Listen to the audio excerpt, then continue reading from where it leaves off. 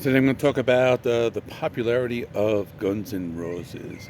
I thought I'd do another one of these outdoor videos. This is totally unscripted. I don't have any notes. This is all off the top of my head. But I want to talk about why I think they were very popular amongst all the other bands that came out in the late 80s that were similar. There were like a bunch of bands that had the same type of sound. There was like LA Guns, there were a bunch of other ones on like the Sunset Strip from the Los Angeles bands. But for some reason, Guns N' Roses became superstars, and I want to talk about that. So first I'll talk about when I discovered this band. So I discovered them when I was a teenager. I was maybe 16 or 17. I used to drive to high school when I finally got my license, I think when I turned 17, and I had this cassette deck in my car. So what I would do, I would like listen to these cassettes. Now, one of the cassettes I had was Appetite for Destruction by Guns N' Roses. And I listened to that like front and back. I think I would like listen to like one side on the way to school and then the other side on the way back. And I would like do that every day. I didn't really change my music that much. The thing with this band is that they were very recognizable. I think with a lot of the other bands, they kind of like looked all the same. They all had like the same hairstyle and that same look. But this band, like everyone looked different. Like Axl Rose had that straight long hair and the bandana. Then it was Slash, like he had the top hat. You couldn't see his eyes. He had the cigarette hanging out of his mouth. And Izzy Stradlin had like the short hair. I always thought like the two guys, Steven Adler and Duff McKagan, like looked the same. I always like confused them. But I always thought this band was very, they had this image that stood out from the rest. Also, the album cover of Appetite for Destruction, it was very recognizable because it was a cross, there were skull faces. I mean, it was everything like that, like what metal was about. Even though they were not really a heavy band, I thought of them as a metal band. Now, back then, I was getting into music. Before that, I listened to mostly classic rock, mostly Led Zeppelin, those types of bands. And I had a good friend who was into like new wave music. He would introduce me to bands like The Cure, Billy Idol, and Depeche Mode. But I never really liked those bands, so I got into Guns N' Roses, and Guns N' Roses was like the stepping point for my. It was like a gateway into harder stuff. So I started with Guns N' Roses and Def Leppard's Hysteria, and then I moved on to Metallica's Master of Puppets.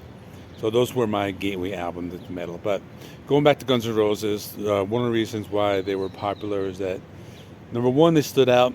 Number two, it was the music was really good. They had a really good single, which was Welcome to the Jungle, and then later on Sweet Child of Mine, which was probably like one of my all-time favorite songs of all time.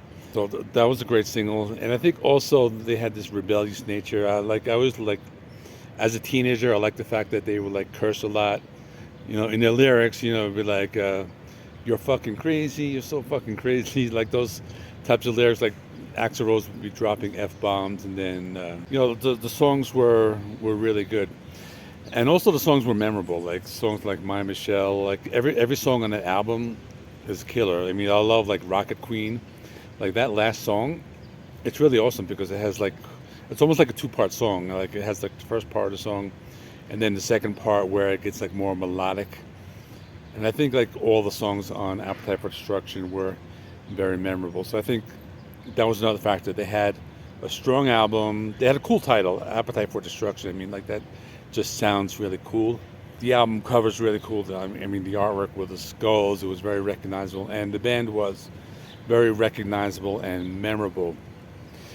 So I think that's why they're popular. I think this band pretty much had one good album, and then after that, they kind of like went downhill.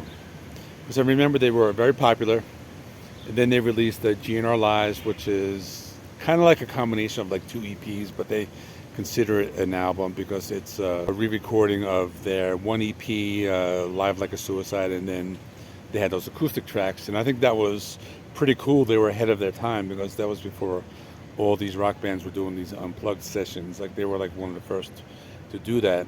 And then they released the Use Your Illusion 1 or 2. They released two albums on the same day, which was just a whole lot of music. It was basically 3 hours worth of music, just all released on one day. They could have easily spread that out over a couple of years, and it would have been better. But they did that, and those albums are really good. I like those. They have some filler on it, but I thought they were strong albums. And I think after that, they're pretty much done because they released that covers album, which was okay, and then it just took forever to release whatever that one that came out in 2008. Like it took so long to come out. It's like I can't even remember the name of it anymore.